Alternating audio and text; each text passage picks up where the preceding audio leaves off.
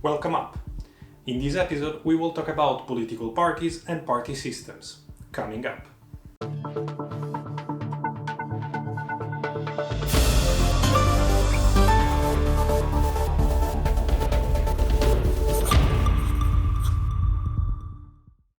Hello, I'm Understanding Politics, and in this channel I explain political theories and debates to students as well as curious and passionate people, just like you. When modern politics started expanding its electoral suffrage and participation, political movements started being configured through parties. Political parties are in fact the way through which politics works. According to Max Weber, parties are organizations relying on free recruitment whose final objective consists in being elected to public office. A party is organized under a recognizable label and usually ideology. Political movements are considered parties if they have a forum for the discussion of their subscribers, a program of public policies, and if they resist for more than one election. Steinrock understood the genesis of parties as emerging cleavages in the formation or democratization of states. The cleavage church-state, for example, helped introducing Christian democratic parties.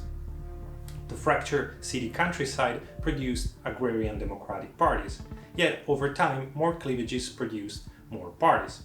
The Industrial Revolution, for example, redefined the economic interests of different actors, leading to the creation of socialist parties. Normally, the already existing liberal and conservative parties defended the interests of the bourgeoisie, factory and landowners. Finally, over the 20th century, a radicalization of ideologies has led to utterly fracture left and right for the creation of communist parties and fascist parties. In simple terms, parties exist to represent different parts of a multifaceted society. Parties can be parliamentary if they gain seats in the assembly, or extra-parliamentary if they do not manage to pass the electoral threshold or win a constituency. For more on this, check my video on electoral systems. For a large part of the 20th century, parties have been mass parties. This means that these political organizations relied on the participation of their subscribers.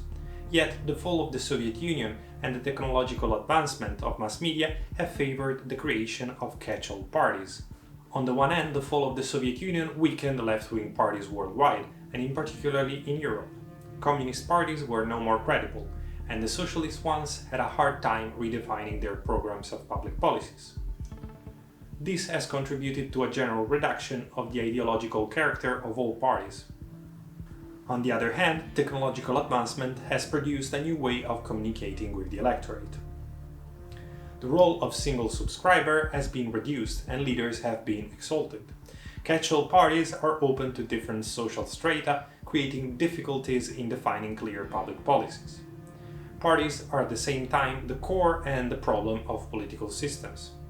In fact, according to Anthony Downs, they do not aim to win the elections to realize public policies. Quite at the opposite, they formulate public policies to win the elections. This trend is harmful to democracies and often leads to populist degenerations in which politicians do or say things that they know won't work but the electorate wants to hear. Yet, it is difficult to design political system without parties because they channel votes, transforming an incoherent expression of wills in a program of public policies. According to Hans Kelsen, democracy does not exist without parties. Party systems can be evaluated based on three different criteria: number of parties, their relevance, and their polarization, which is their ideological distance. Party systems can be composed of one single party. Frequent this happens in authoritarian states. A system can be composed of two parties. Think of the US. But more often, party systems are made of multiple parties. In lack of a very strong party, often smaller ones will create coalitions to reach a number of seats that allows them to have a majority in parliament. Normally, coalitions are created between parties that do not have a great ideological distance. In conclusion, why do parties survive?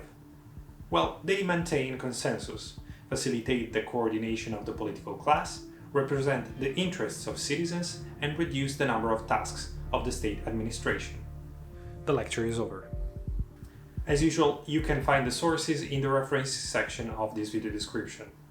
Thank you for watching. Wikipedia has an interesting, although I'm not sure how accurate, list of the largest political parties worldwide by number of its subscribers. There are lots of communist parties on this list, and this is not a case. As with fascism in Italy, totalitarianism have often required citizens to be subscribers of the party to perform relatively apolitical tasks in their everyday life.